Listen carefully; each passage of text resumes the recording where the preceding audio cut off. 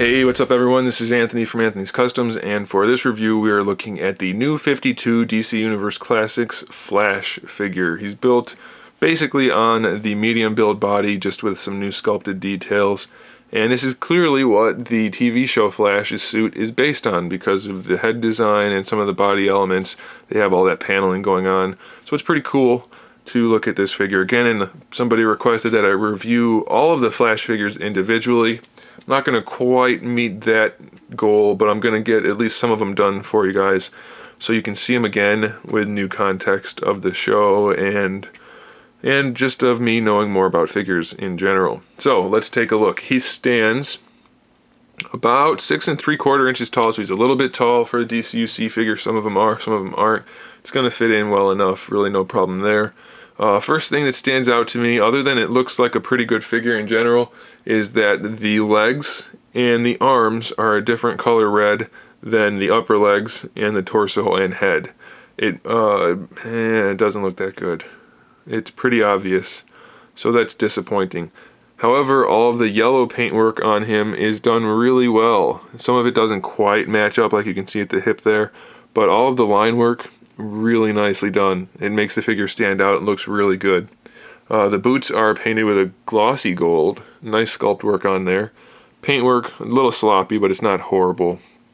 The chest emblem, painted with a non-glossy gold, but we have that kind of silver in the background, so that looks pretty good.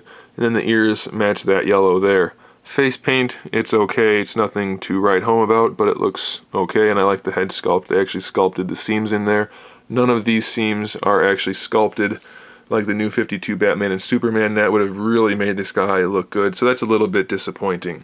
He does come with these Speed Force effects, so they're basically the same parts that came with the different Superman figures and a couple other guys, so that just pegs in there. There's no S on this thing anymore, but it's still the Superman logo, so that's not great.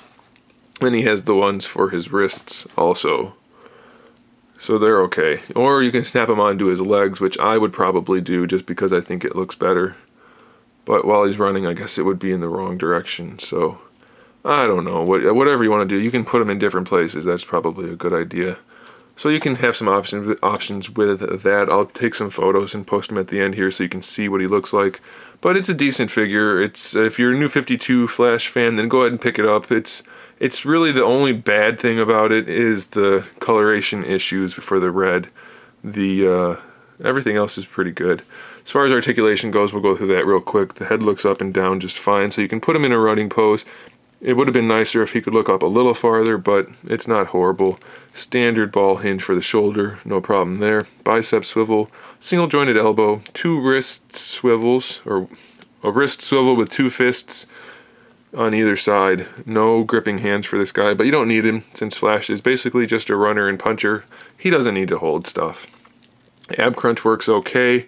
It's a little gummy. It doesn't really want to stay in place, but it will work.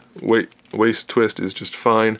T-jointed hips, no problem at all. Thigh swivel, that one's really stuck. This one's not stuck, so be careful. If you get a stuck swivel, don't just twist it off. It'll probably break.